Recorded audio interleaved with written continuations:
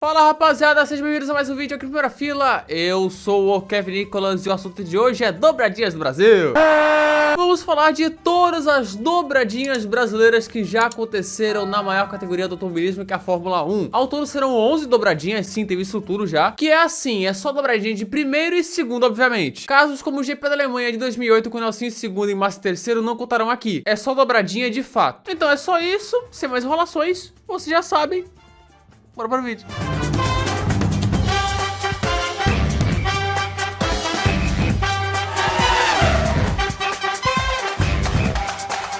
Começamos com uma corrida que eu já falei aqui no canal, seja em alguns temas aleatórios ou no volta a volta mesmo. GP do Brasil de 1975, a primeira dobradinha brasileira da história da Fórmula 1. Uma prova que de começo parecia que não teria o final que gostaríamos. O pole era Jarrier, que até perdeu posição na largada, mas dominou a corrida em Interlagos. Enquanto José Carlos Patti estava na segunda posição, e Emerson Fittipaldi, que tinha largado mal e se recuperou, era o terceiro. Mas mesmo com a vantagem gigantesca, o azar de Jarrier era inevitável. E o carro dele quebrou enquanto liderava. Do Brasil! E dessa forma, José Carlos Patti venceu aquela que seria a sua única vitória na Fórmula 1, contando com a competência e a sorte. E para melhorar, Emerson Fittipaldi foi o segundo dobradinha brasileira, a primeira, que gerou fotos espetaculares e foi um marco, a primeira dobradinha brasileira da história da Fórmula 1. A primeira de muitas, ou melhor, 11.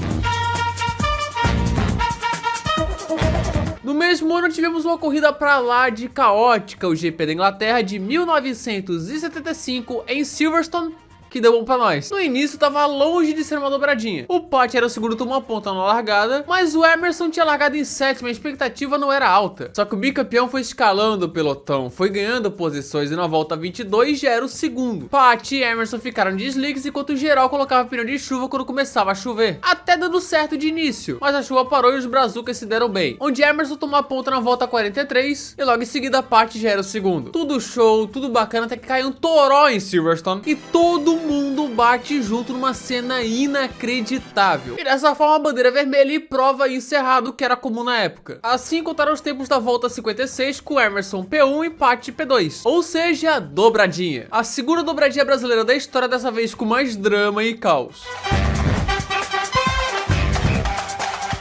Vamos então para a primeira de 8 dobradinhas envolvendo Piquet e Senna, o GP do Brasil de 86. Temporada essa que eu já contei no documentário, olha o card aqui. Corrida essa que abria aquela temporada que seria fantástica. Com uma primeira fila brasileira, Senna na pole e Piquet em segundo, estreando de Williams. Onde logo na primeira volta o nosso amiguinho Nigel Mansell rodou. Sempre o Mansell, né, cara? Tinha que ser o Chaves! Aí a briga pela vitória ficou entre Senna e Piquet, onde o piloto da Williams passou o piloto da Lotus na volta 3 para não perder mais. Eles até sofreram com uma ameaça de Alain Prost que crescia na corrida, mas a McLaren dele quebrou e ele saiu completamente da briga pelo pódio. Dessa forma, Nelson Piquet vencia e Jacarepaguá numa abertura brilhante, enquanto o Senna tranquilo era o segundo colocado, onde no pódio, sem qualquer treta entre os dois, eles ergueram a bandeira brasileira juntos numa imagem histórica. Apenas a primeira de várias dobradinhas entre eles. Essa de agora é uma boa corrida, tá? Uma das melhores de 86. Recomendo que veja, boa corrida mesmo. GP da Alemanha de 86 em Hockenheim. Corrida essa que seria completamente dramática porque nesse ano, corridas em pistas de alta velocidade eram um pesadelo para o consumo de combustível, porque eles limitaram. E o consumo, que é o grande mistério do ano, aqui pro Rio, como é que fica?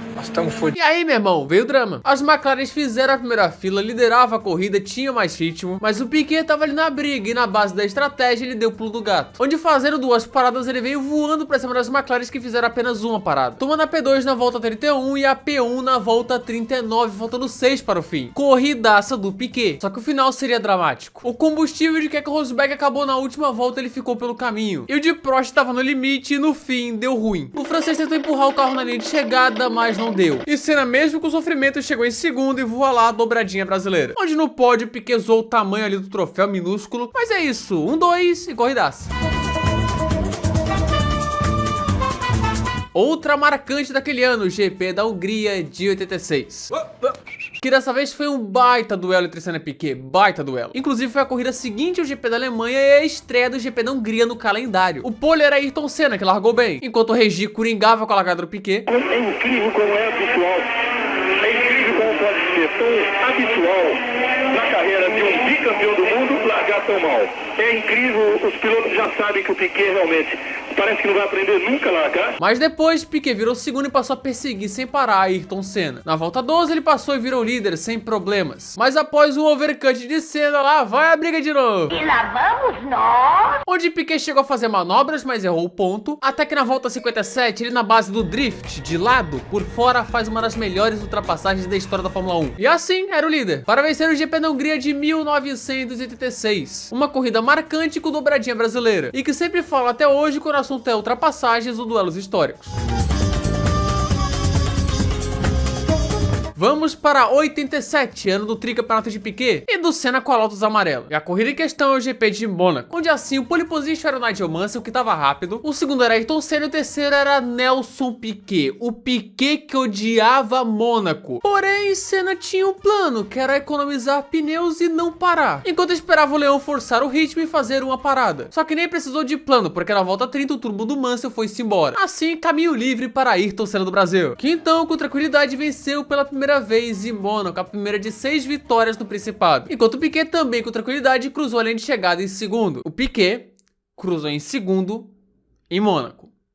Mata aí dobradinha. Corrida seguinte agora, que também teve 1-2. O GP de Detroit, que existia na época e o Senna dominava. Porém, novamente, quem era o pole?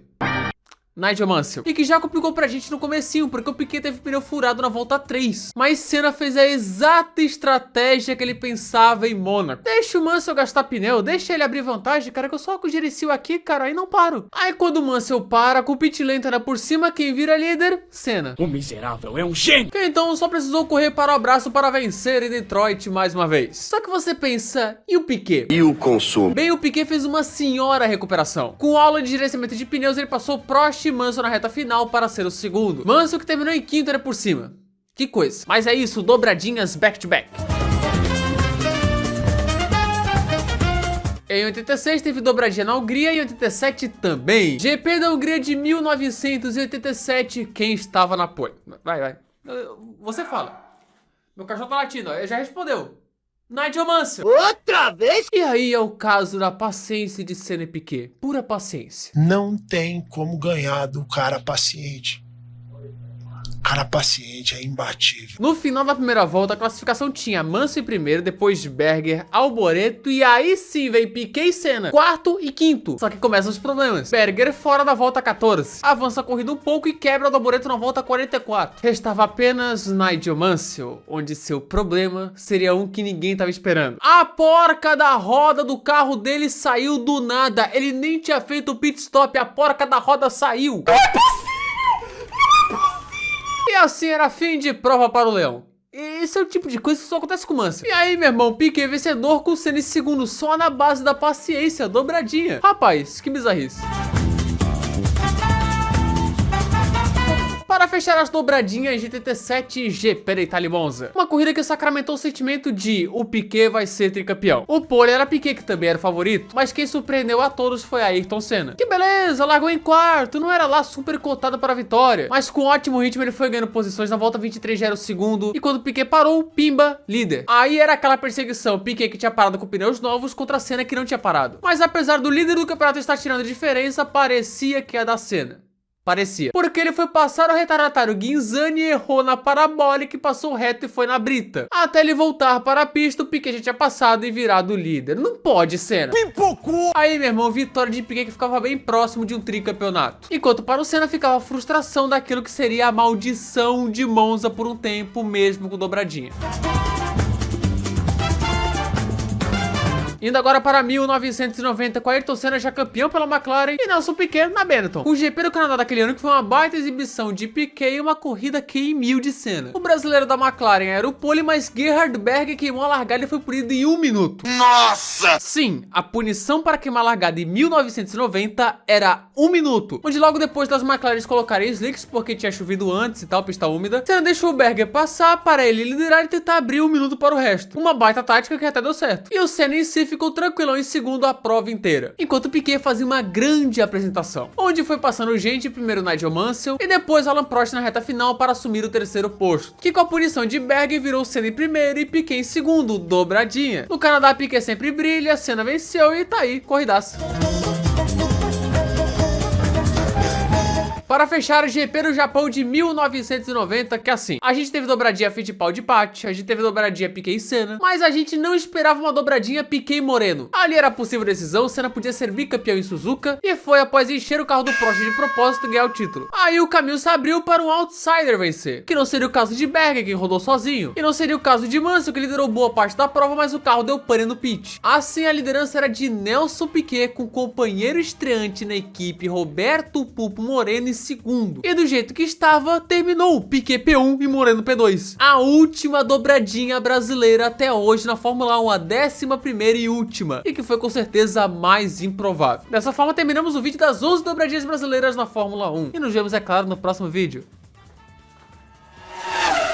Isso aí, gente, se você gostou do vídeo, pô, já sabe, né, cara? Se inscreva no canal pra não perder nada. Vídeo terça, quinta e domingo, é nóis aí e tal. Tô pensando até fazer live, cara. Tô pensando em fazer live de F1 25. Acabou de lançar F1 25. Então até gostando do joguinho, cara. Tá divertido. Talvez eu faça uma live, vou ver se o PC aguenta. Mas é isso, tá? Se inscreva no canal, clique no gostei, espalhe esse vídeo com a galera e é nóis. Na descrição tem o quê? Vocês sabem, né?